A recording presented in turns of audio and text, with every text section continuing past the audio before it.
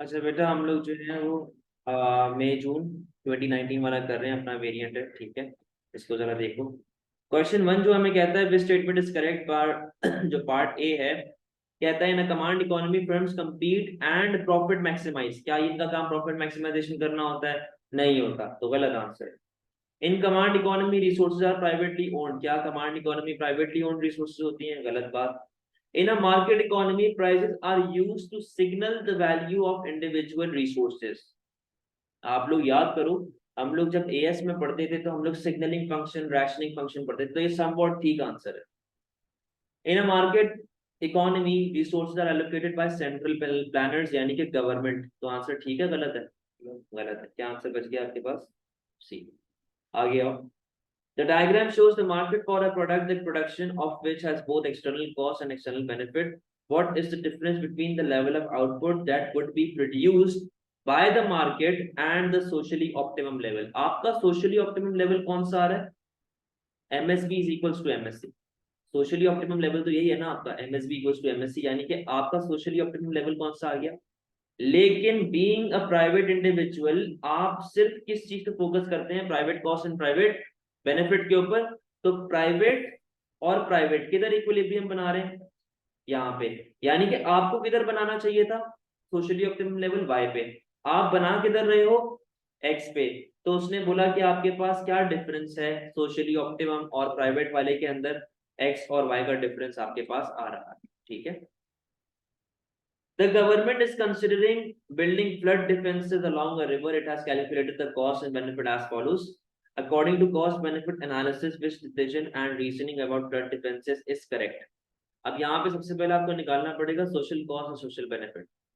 सही है। अब यहाँ पे जरा देखें, आपके पास प्राइवेट कॉस्ट और एक्सटर्नल कॉस्ट मिला के सोशल कॉस्ट कितनी आ रही है? 510। और आपके पास प्राइवेट बेनिफिट और एक्सटर्नल बेनिफिट मिला के सोशल बेनिफिट कितना आ रहा है? 260, 360, और ये आपके पास आ गया 450।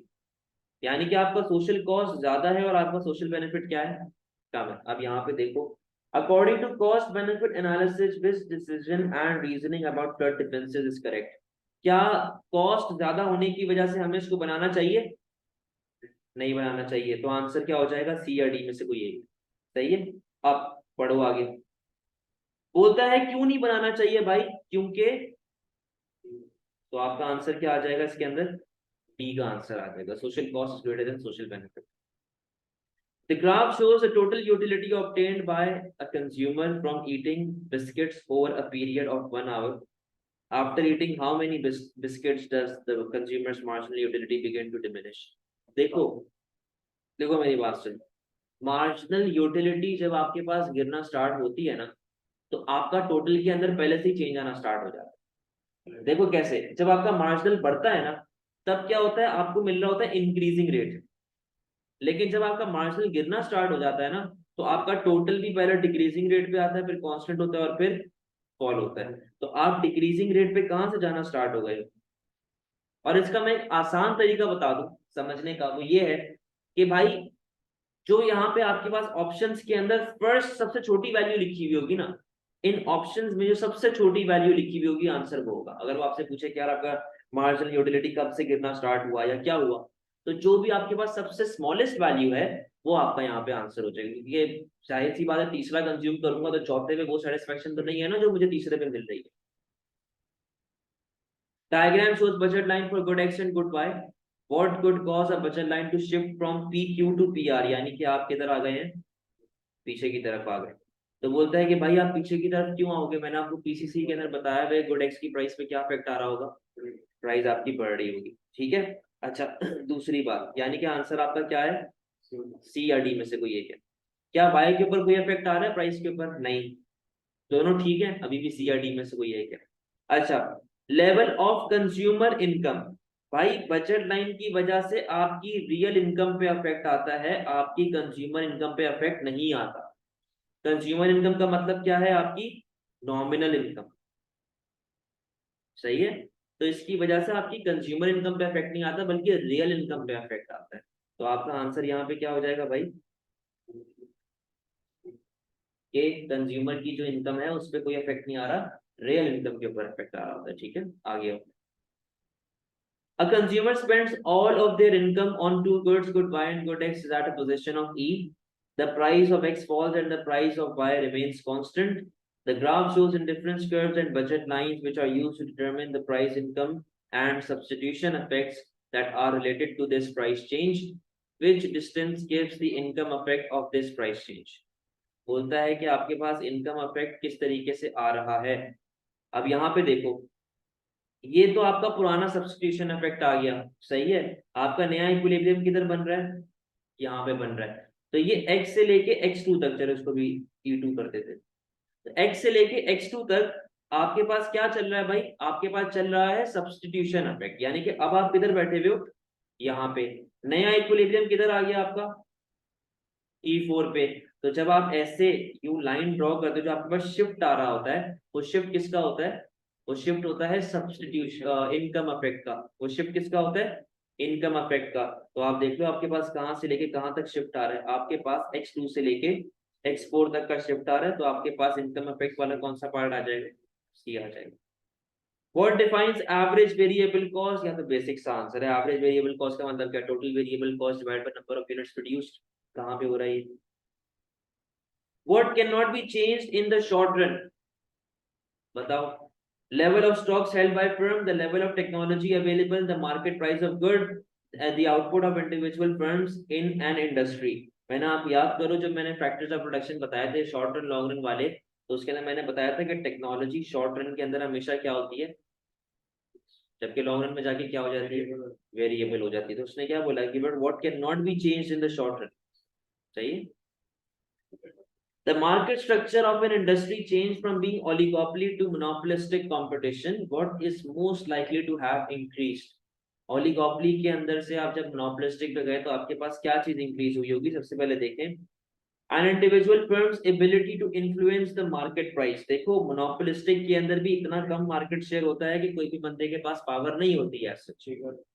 Individual firms degree of interdependence in the market, वो लोग भी इंटरडिपेंडेंट होते हैं एक दूसरे के ऊपर, उस हिसाब से प्राइस लेवल चार्ज कर रहे होते हैं। आगे लिखा हुआ है the concentration ratio in the market. Concentration ratio मैंने बताया हुआ है क्या, 4 to 5 लार्ज फर्म्स का मोर देन 50% मार्केट शेयर जो होता है उसे कंसंट्रेशन रेशियो कहते हैं। अब आपके पास कंसंट्रेशन रेशियो भले ना हो भाई, मोनोपोलिस्टिक के अंदर मैं एक कंपनी हूँ, एक बिजनेस हूँ, और मेरा 20 हम 4 लोगों का 50% से ऊपर मार्केट शेयर है, तो कंसंट्रेशन रेशियो में तो कोई ऐसा इफेक्ट ही नहीं आया ना। लास्ट क्या बचा, नंबर ऑफ। अब आप खुद देखो ना, एयरलाइन में कितने हैं, 3-4 हैं। ऑयल इंडस्ट्री में कितने हैं, 3-4 हैं। आपके पास क्या बोलते हैं, स्टील इंडस्ट्री में कितने हैं, 3-4 हैं। लेकिन मोनोपोलिस्टिक में जब आप आओगे तो आपके पास भाई नंबर ऑफ कंपेटिटर्स भी तो इंक्रीज होंगे ना, आपके पास वर्कर्स और आपकी जो कंपटीशन है वो इंक्रीज होता है। तो आंसर क्या बन गया, A firm has total production cost of 2 lakh, its average fixed cost is 120 and its average variable cost is 80। अगर एवरेज फिक्स्ड कॉस्ट और एवरेज वेरिएबल कॉस्ट आपके पास आ रही है 120 और 80, तो आपकी एवरेज टोटल कॉस्ट क्या हो जाएगी, 120 प्लस 80 कितनी हो गई भाई, सीधी सी बात है ना भाई। एवरेज टोटल कॉस्ट कितनी आ गई आपके पास, 200। What is the firm's total fixed cost? अब मुझे एक बात बताओ, एवरेज टोटल कॉस्ट में से अगर मैं एवरेज फिक्स कॉस्ट का परसेंटेज निकाल लूं तो वो कितना आ रहा है मेरे पास, 120 ओवर 200 मल्टीप्लाई बाय, तो ये कुछ आ रहा है 60%। तो मेरी जो एवरेज टोटल कॉस्ट है उसका 60% क्या है, एवरेज फिक्स कॉस्ट। ऐसा ही है। अब मेरी बात सुनो, टोटल कॉस्ट कितनी है आपकी, 2 लाख। तो जाहिर सी बात है टोटल कॉस्ट 2 लाख का भी तो 60% फिक्स कॉस्ट ही होगा ना, निकाल लो इसका 60%, कितना आ जाएगा आपके पास, 120,000 आ गया, सही है। What is a characteristic of monopolistic competition? Abnormal profit in the long run? नहीं, ऐसा तो कुछ नहीं होता, मैंने आपको डायग्राम बना के दिखाई भी है। Advertising supporting product differentiation, product differentiation होता है, सही है। Firm charge same price, लाजमी तो नहीं है। Barrier to entry are high, जबकि क्या होते हैं, तो आंसर क्या बन गया आपका। The diagram shows the marginal cost, average variable cost, and average total cost curves of a profit maximizing firm in a perfectly competitive market. Which market price would mean the firm would operate in the short run but not in the long run? अब एक चीज को अगर आप याद करो, क्या होगा, शॉर्ट रन में ऑपरेट करेगा, लेकिन नहीं, ऐसी इन चारों में से कौन सी प्राइस लेवल है जिस पर आप सिर्फ शॉर्ट रन में ऑपरेट कर सकते हैं, लॉन्ग रन में ऑपरेट नहीं कर सकते? देखो यहाँ पे तो आप शॉर्ट रन में भी ऑपरेट नहीं कर पा रहे ना, क्योंकि आपकी तो कॉस्ट ही कवर नहीं हो रही। अच्छा, अगर मैं यहाँ पे लॉन्ग रन बना दूं, प्राइस कॉस्ट रेवेन्यू क्वांटिटी, ये आ गया आपके पास एमसी, ये आ गया आपका एटीसी, सही है, और ये आ गया आपका मिस्टर डार्ट, सही। अब मेरी बात सुनो, आपको मैंने एक बात बताई है कि लॉन्ग रन के अंदर कोई फिक्स कॉस्ट का कॉन्सेप्ट नहीं होता, जितनी भी कॉस्ट होती है वो सब क्या होती है, वेरिएबल कॉस्ट होती है, ABC, ATC is equals to ABC. तो भाई जितनी भी कॉस्ट है वो क्या होनी चाहिए, वेरिएबल कॉस्ट होनी चाहिए। अब यहाँ पे मेरी बात सुनो, जबकि हमारे पास जब हम लोग शॉर्ट रन यहाँ वाले डायग्राम की बात करते हैं तो यहाँ पे एटीसी अलग है, एबीसी अलग है, वो इसलिए क्योंकि ये किसकी है, और हमने सिर्फ और सिर्फ कौन सी बनाई है, लॉन्ग रन की। अब मेरी बात सुनो, अगर मैं पहले, अच्छा इसको जरा मैं खुला कर दूं, तो मैं ले आता हूँ, ये तो सही नजर आ रहा है। अच्छा, अब मेरी बात सुनो, अब मेरी बात सुनो जरा, इधर आओ, मैं सारी प्राइसेस को अलग अलग ड्रॉ कर रहा हूँ। पहले ये वाली ड्रॉ कर दी मैंने, क्या मैं लॉन्ग रन में इधर ऑपरेट कर सकता हूँ, क्यों नहीं कर सकता? तो नॉर्मल प्रॉफिट बंद तो नहीं होगी ना दुकान मेरी, मेरी दुकान बंद तो नहीं होगी ना इस पॉइंट पे, सही है। अच्छा, क्या मैं इधर ऑपरेट कर सकता हूँ, दुकान बंद तो नहीं होगी मेरी, यानी कि मैंने P4 भी बना दिया, मैंने P3 भी बना दिया, अब मैं क्या बना रहा हूँ, P2। क्या मैं यहाँ पे ऑपरेट कर सकता हूँ, नहीं कर सकता, क्योंकि वो एबीसी के नीचे आ गया। और P1 में तो मैं यहाँ पे भी ऑपरेट नहीं कर सकता था, तो वहां पे तो कोई सूरत भी नहीं कर सकता। तो आपका आंसर यहाँ पे क्या हो जाएगा, सीधा सीधा 12 का P3, P2 सॉरी, P2। समझ में आती है बात, या वापस से बता दो, आ गया हो। अगला क्वेश्चन बोलता है, the table shows the average income of the richest 20% of household and the poorest 20% of household in the UK 2015 and 2016. The effects of government taxation benefit on average income। अच्छा अब सुनो, एवरेज इनकम के ऊपर before taxes and benefit. Before taxes आपकी income थी 85,000, और आपकी average income जो करीब 20% थे उनकी थी 7,000। डायरेक्ट टैक्सेस हमारे पास क्या हुए हैं, इंक्रीज हुए हैं। तो डायरेक्ट टैक्सेस बढ़ने के बाद अमीरों की इनकम कितनी हो गई है, जबकि गरीबों की इनकम क्या हो गई है, बढ़ गई है। After all taxes, direct and indirect taxes and all benefits, अमीरों की इनकम और ज्यादा क्या हो गई है, और गरीबों की इनकम और ज्यादा बढ़ गई है। अब वो बोलता है what can be concluded from the information in the table. आप टेबल से क्या निकाल सकते हो, क्या इंफॉर्मेशन निकाल सकते हो? The effect of direct taxation have affected the rich less than poor. भाई यहाँ पे हमारे पास कैसे उल्टा हुआ, आफ्टर हमारे पास यहाँ पे देखो टैक्सेस जो हैं वो सिर्फ उसके दिए हुए ना, अमीरों के, गरीबों के तो हमें बेनिफिट्स दिए हुए ना, क्योंकि देखो क्या लिखा हुआ है, टैक्सेस और, सही है ना, हमें तो गरीबों के बेनिफिट्स दिए हैं, उनके टैक्सेस थोड़ी किए हुए, तो हम किस तरह बताते हैं गरीब के ऊपर टैक्स कम है, अमीर पे टैक्स ज्यादा है? क्योंकि यहाँ पे परसेंटेज की बात हो रही है, यहाँ पे अमाउंट की बात नहीं हो रही, समझे? तो ये तो गया। अगला, the government policy achieved income equality across house hold. क्या कहीं भी आपको ये चीज की इंडिकेशन दी हुई है कि लो जी हमारी इनकम प्रॉपरली यूटिलाइज हो गई? अमीर बंदा 63,000 कमा रहा है, गरीब बंदा 17,000 रुपया कमा रहा है, आपको देखो कितना बड़ा गैप है आपके पास। The government redistributed all income taken from rich to the poor. ये भी कोई बात हमारे पास यहाँ पे जस्टिफिकेशन वाली नहीं है। उसने कहीं भी आपको ये बात बताई कि हमने जी सबसे ले लिया, जबकि इसने यहाँ पे सिर्फ कितने अमीरों की बात की और कितने गरीबों की बात, 100% की तो बात नहीं की ना। The government policy reduced income inequality, ये बात ठीक है, रिड्यूस की है, लेकिन एलिमिनेट नहीं किया, उसको खत्म नहीं किया है बिटवीन रिच एंड पुअर, सही है। आगे आओ, assuming there are no externalities, where would a nationalized firm set output to maximize social welfare? Social welfare आपके पास कहाँ पे होता है, MC is equals to, देख लो किधर है, MC is equals to AR, सही है। What is the specific advantage of pollution permit when compared with an alternative policy of taxes levied on the quantity of pollutants emitted by firms? बोलता है कि pollution permit का क्या advantage है as compared to the alternative policies जो आपके पास चल रही होती है। ए बोलता है firms have a financial incentive to reduce pollution. भाई ये नहीं होता, पोल्यूशन परमिट का मतलब होता है कि आप स्पेसिफिक डिग्री तक पोल्यूशन कर सकते हो, उसका हम क्या, हम पे पागल है कि आप पोल्यूशन कर रहे हो, हम आपको पैसे देंगे आगे से आगे। No monitoring of firms emission is required. क्यों नहीं रिक्वायर्ड होती भाई, चाहिए होती है। अगर मैं आपको बोलूं कि आप 50 यूनिट से ऊपर धुआं नहीं फेंकोगे, तो मुझे किस तरह पता चलेगा कि आपने 50 फेंका या नहीं, मेजर करूंगा तभी होगा ना। Pollution level can be reduce to zero. आप हमें कभी भी पोल्यूशन को जीरो नहीं कर सकते। A reduction in the level of pollution is, कि शायद अगर मैं पोल्यूशन परमिट दे दूं तो क्या पता कुछ फर्म ऐसी हो कि यार बस इससे ज्यादा पोल्यूशन नहीं करनी, जिसकी वजह से दुनिया के अंदर आपके मुल्क में पोल्यूशन जो है वो कंपैरेटिवली कम होना स्टार्ट हो जाए। ठीक है, आ गया। Which diagram correctly shows the relationship between the average product and marginal product of labor, given that the quantity of other factors input remain unchanged? बेटा आपको मैंने यहाँ पे बताई भी है, ये आपके पास एमपी आता है और ये आपके पास क्या आता है, एपी आता है। देख लो किसके अंदर हो रहा है ये सही। The diagram shows short-run relationship between the total output of a firm and quantity of labor. आपकी क्वांटिटी ऑफ लेबर और टोटल आउटपुट के बीच में रिलेशनशिप दिया हुआ है। What can be concluded about the firm? हमारे पास क्या चीज हम लोग फर्म के हिसाब से कंक्लूड कर सकते हैं। पहला लिखा हुआ है it is experiencing increasing returns to scale. Increasing returns to scale का मतलब क्या होता है, और ये इकोनॉमी ऑफ स्केल की डायग्राम नहीं।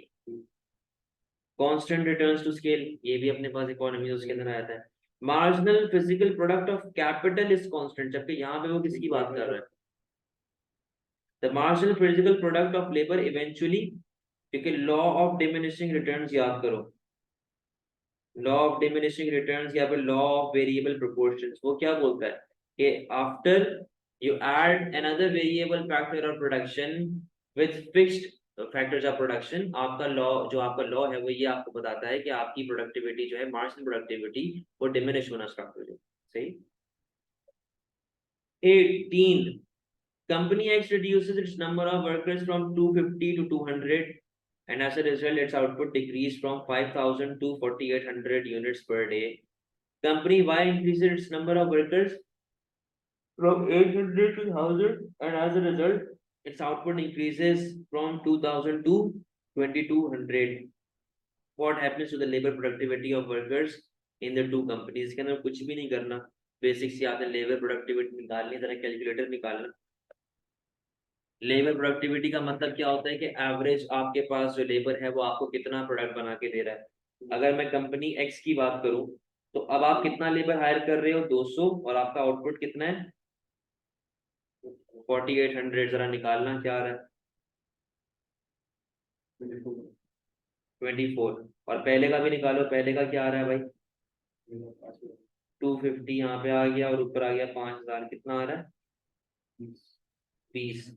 यानी कि कंपनी एक्स जो है इसका जो प्रोडक्टिविटी है वो तो बढ़ रही है, सही है, ये भी बढ़ रहा है, ये भी बढ़ रहा है, आंसर बी या सी में से एक है।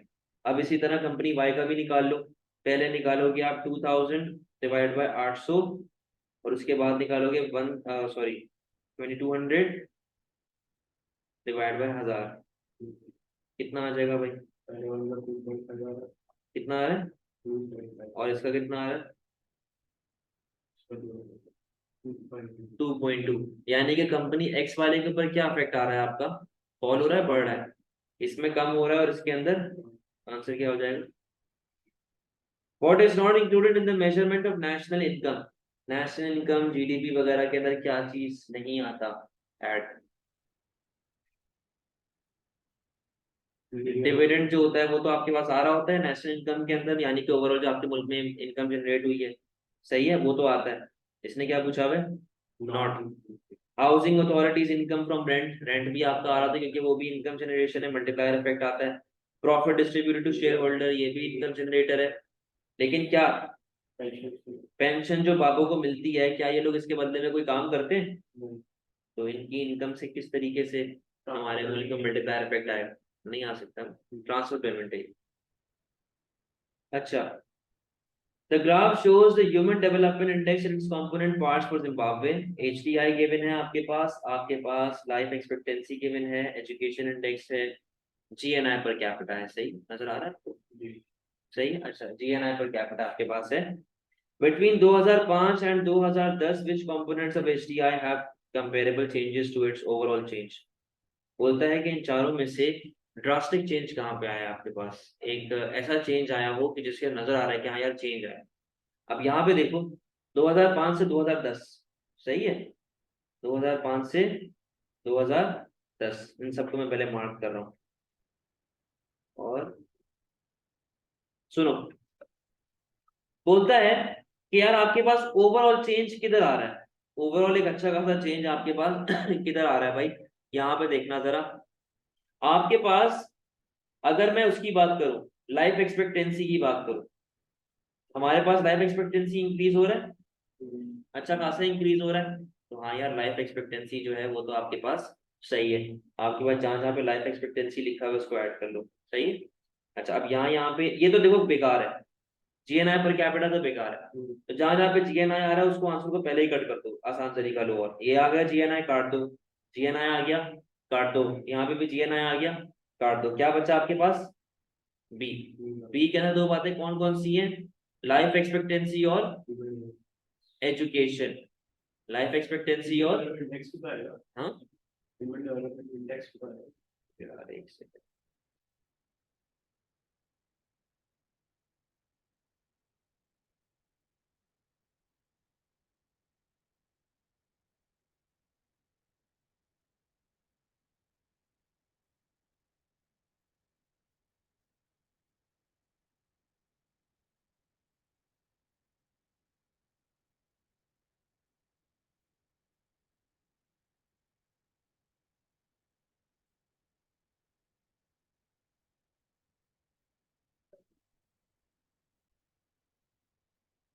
मैं ये कह रहा था, हाँ आप क्या पूछ रहे हो? हाँ तो उसकी सही है, ह्यूमन डेवलपमेंट इंडेक्स के अंदर इंक्रीज आ रहा है, लेकिन यहाँ पे ऑप्शन में अवेलेबल ही नहीं, रहने दो, किसी काम का नहीं। बी को देखो, दूसरा एक तो लाइफ एक्सपेक्टेंसी मैंने आपको बता दिया, दूसरा क्या दिया हुआ है? एजुकेशन। एजुकेशन भी देखो आपका इंक्रीज हो रहा है ना भाई। तो मैंने क्या किया, मैंने आसान तरीके से काम किया, मैंने पहले देखा किसमें नहीं आ रहा, और जो जो आंसर में इसका नाम था वो मैंने सारे आंसर एलिमिनेट कर दिए, तो वैसे ही आपका आंसर साफ होगा। 21। What makes it possible for the increase in real national output to exceed the increase in labor productivity? बोलता है कि आपके पास रियल नेशनल आउटपुट जो है वो एक्सीड करे आपकी लेबर प्रोडक्टिविटी के इंक्रीज के अंदर, दोनों में से क्या चीज को आप कर सकते हो? तो लिखा हुआ है एन इंक्रीज इन एम्प्लॉयमेंट, दूसरा लिखा हुआ है इंक्रीज इन इन्फ्लेशन रेट, तीसरा increase in money supply, increase in total earning. बोलता है कि भाई बेस्ट पॉसिबल तरीका क्या है कि आपका नेशनल आउटपुट भी बढ़े और आपका नेशनल आउटपुट आपकी लेबर प्रोडक्टिविटी को एक्सीड कर जाए, सही है। अब लेबर प्रोडक्टिविटी को आपका नेशनल आउटपुट कब इंक्रीज करेगा? यानी कि जब आपके पास टोटल आउटपुट इंक्रीज हो रहा। अब यहाँ पे आप देखो, आपके पास टोटल आउटपुट किस तरीके से इंक्रीज होता है? हमारे पास इंक्रीज इन एम्प्लॉयमेंट, हाँ भाई इससे आपका टोटल आउटपुट इंक्रीज होता है। Increase in inflation rate, no. Increase in money supply, ये काफी इनडायरेक्ट चेन है कि मनी सप्लाई बढ़ेगा तो इंटरेस्ट रेट कम होगा, बॉन्ड लोगे, ये करोगे वो करोगे, इन्वेस्टमेंट आएगी, लॉन्ग टर्म काम होता है। तो ये काफी इनडायरेक्ट चेन है, हमें रहना है बिल्कुल डायरेक्ट। और लास्ट क्या लिखा हुआ है? Increase in total earning. तो अगर आपको टोटल अर्निंग मिल रही है तो क्या गारंटी है कि आप पूरे का पूरा स्पेंड नहीं कर रहे हो, आप सेव भी तो कर सकते हो। 21 का आंसर ए। आगे, the table shows the annual percentage change in China's GDP and the contribution of some of its components parts between 2006 and 2012। अच्छा, ये आपके पास पूरा गिवन है, आपने मार्किंग करनी है कि देखो हमारे पास क्या इफेक्ट आ रहा है। चाइना का जो जीडीपी है वो ईयर्स गिवन है, फिर कंजम्पशन के ईयर्स गिवन है, इन्वेस्टमेंट के गिवन है, नेट एक्सपोर्ट्स के गिवन है। What can be concluded about China's economy between 2006 and 2012? पहले लिखा हुआ है China's current account was in surplus more years than it was in deficit. यानी कि अगर मैं करंट अकाउंट की बात करूं, करंट अकाउंट के अंदर नेट एक्सपोर्ट के अलावा और भी तो बहुत बातें आती है ना। अगर आप इसको देख के, अगर आप इस चीज को देख के ये डिसाइड कर लो कि इसका करंट अकाउंट पॉजिटिव में, तो ये गलत है। अब देखो नेट एक्सपोर्ट आपके ये 3 साल पॉजिटिव में, ये साल पॉजिटिव में, यानी कि आपके 4 साल नेट एक्सपोर्ट पॉजिटिव में है और 3 साल नेट एक्सपोर्ट नेगेटिव के अंदर है। अब कोई बेवकूफ बच्चा होगा वो क्या करेगा, इसी को टिक मार के आगे बढ़ जाएगा। ये गलत है। क्या यहाँ पे हमें बाकी दो कंपोनेंट्स गिवन है करंट अकाउंट के? तो आप किस तरह जज कर सकते हो भाई? तो आपका आंसर ये वाला जो है वो गलत है। China's economic rate of growth fell in more years than it rose, यानी कि चाइना का जो इकोनॉमिक ग्रोथ है वो कह रहा है कि आपका ज्यादा गिरा है एज कंपेयर टू इतने साल जब वो इंक्रीज हो रहा है आपके पास। अब यहाँ पे जो इकोनॉमिक ग्रोथ रेट है उसको आप यहाँ से लिंक करो। आप यहाँ पे देखो आपका यहाँ पे कम था, सही है, एक साल बढ़ा, उसके बाद कंटिन्यूसली 2 साल गिरा, फिर एक साल बढ़ा, फिर कंटिन्यूसली 2 साल गिर रहा है। तो यहाँ ये आपके पास पॉसिबल आंसर हो सकता है। आगे देखो क्या कहता है। China's growth rate was greater overall in consumer good than in capital good. क्या कहीं भी कंज्यूमर कैपिटल हमारे पास गिवन है, कंजम्पशन गिवन है और इन्वेस्टमेंट गिवन है, ठीक है। अब हमारे पास वो तो नहीं बताया ना कंज्यूमर गुड कितना आ रहा है, कैपिटल गुड कितना आ रहा है। चाइना स्टैंडर्ड ऑफ लिविंग रोज, उसके लिए हमें एचडीआई भी चाहिए, उसके लिए हमें म्यू भी चाहिए, सही। What is the cause of seasonal unemployment? Seasonal unemployment आपके पास तब होती है जब आपके पास मौसम खराब हो जाता है। तो यहाँ पे कौन सा है? Temporary change in consumer expenditure. Which row correctly identifies leakages from current accounts regular flow of income? Leakage अपने पास क्या होता है? सेविंग, सेविंग होता है, टैक्सेस होता है और इम्पोर्ट होता है। अब यहाँ पे देखो सेविंग होता ना चाहिए, saving saving greater than investment, saving ज्यादा है इन्वेस्टमेंट कम है तो लीकेज होगा, ठीक है। क्या टैक्सेस ज्यादा है गवर्नमेंट कम है तो लीकेज नहीं होगा क्या? होगा, यस। ट्रेड सेक्टर में export is greater than import लिखा हुआ है, तो क्या आंसर हो जाएगा? In a closed economy with no government expenditure and no taxation, the initial income of 5,000 million, all savings are carried out by consumers who save 20% of any additional income received above 5,000 million. Firms plan to invest 1,000 million. देखो firm जो करना चाहे करे, firm अपने बच्चों के लिए रख ले उसको, हमें उससे फर्क नहीं पड़ता। हमें मल्टीप्लायर के फॉर्मूले में सीधा सीधा क्या लगाना है? 1/1 माइनस सी। तो आपके पास 1/1 माइनस सी कितना है आपके पास? यहाँ पे गिवन था 20% सेव करे हो ना, तो 0.8 स्पेंडिंग आ गया। 1/0.2 आपके पास मल्टीप्लायर का रेट क्या आ जाएगा? तो सीधा सीधा आपका आंसर पाएंगे, सही। The diagram shows liquidity preference theory representing the demand to hold money in relation to the rate of interest and the money supply in an economy. The market is in equilibrium at interest rate R. If the government increases money supply तो क्या होगा भाई? अगर मैं money supply को बढ़ाता हूँ तो क्या इफेक्ट आ रहा है? कांस्टेंट रह रही है, लिक्विडिटी ट्रैप बना हुआ है यहाँ पे। An increase in which of the following will cause decrease in investment spending? क्या चीज बढ़ेगा तो इन्वेस्टमेंट आपके पास कम हो जाएगा?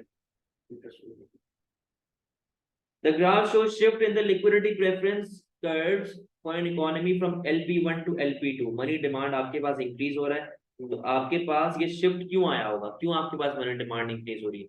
An increase in real national income, increased pessimism about the future of the economy. Pessimism का मतलब होता है कि आप पॉजिटिव हैं कि आगे जाके आपको फायदा होगा। तो अगर आपके पास इनकम आएगी तो आप ज्यादा स्पेंडिंग के लिए डिमांड फॉर मनी करेंगे, तो आपके पास इनकम तो राइज होनी चाहिए, सही है। और अगर आप पेसिमिस्ट होगे तभी इस मुल्क में एक्सपेंडिचर करोगे ना, वरना तो नहीं करोगे, ठीक है। What is most likely to increase in the short run following a rise in economy's rate of inflation caused by demand side shock? Demand side आपके पास इन्फ्लेशन आ रहा है, तो उससे आपके पास सबसे पहले शॉर्ट रन के अंदर क्या चीज आ रही होगी? तो यहाँ पे देखो जरा क्या लिखा हुआ है। The current account deficit on the balance of payment. देखो आपके पास जब इन्फ्लेशन आता है तो उससे आपकी एक्सपोर्ट प्राइस बढ़ती है और आपकी इंपोर्ट प्राइस कम होती है, तो उससे तो आपका बैलेंस ऑफ ट्रेड सीधी सीधी सी बात है डेफिसिट में जाना चाहिए, ठीक है। अच्छा, तो ये पॉसिबल आंसर हो सकता है।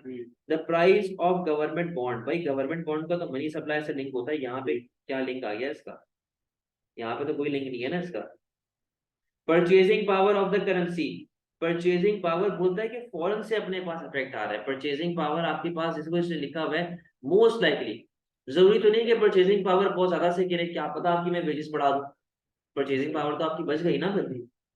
द रेट ऑफ अनएम्प्लॉयमेंट, जब एग्रीगेट डिमांड बढ़ती है तो अनएम्प्लॉयमेंट आपके पास कम होता है, तो आपके पास आंसर क्या बचा? Which combination of policies is most likely to increase output? यानी कि इन सब में से कौन सा ऐसा कॉम्बिनेशन है जिससे आपका एग्रीगेट डिमांड इंक्रीज होगा? तो आप यहाँ पे देखो फिस्कल पॉलिसी। बजट डेफिसिट का मतलब क्या है? गवर्नमेंट स्पेंडिंग ज्यादा है, टैक्सेस कम है, हम लोग यहाँ पे एग्रीगेट डिमांड को बढ़ा रहे हैं, तो हमें बजट डेफिसिट को क्या करना पड़ेगा, इंक्रीज करना पड़ेगा। उसके बाद मॉनेटरी पॉलिसी, इंटरेस्ट रेट को क्या करूंगा, आपके पास आंसर क्या हो जाए, समझ में आ गई ये बात। तो ये आपका 2019 वाला पूरा पेपर था। अब क्योंकि आपके पास सिलेबस चेंज हुआ है, पेपर पैटर्न चेंज हुआ है, हो सकता है कि नए सिलेबस से भी वो कुछ चीजें आपको निकाल के देते हैं MCQ। सही, चले जी क्लास वर्क कर रहे हैं बेटा, अल्लाह हाफिज़।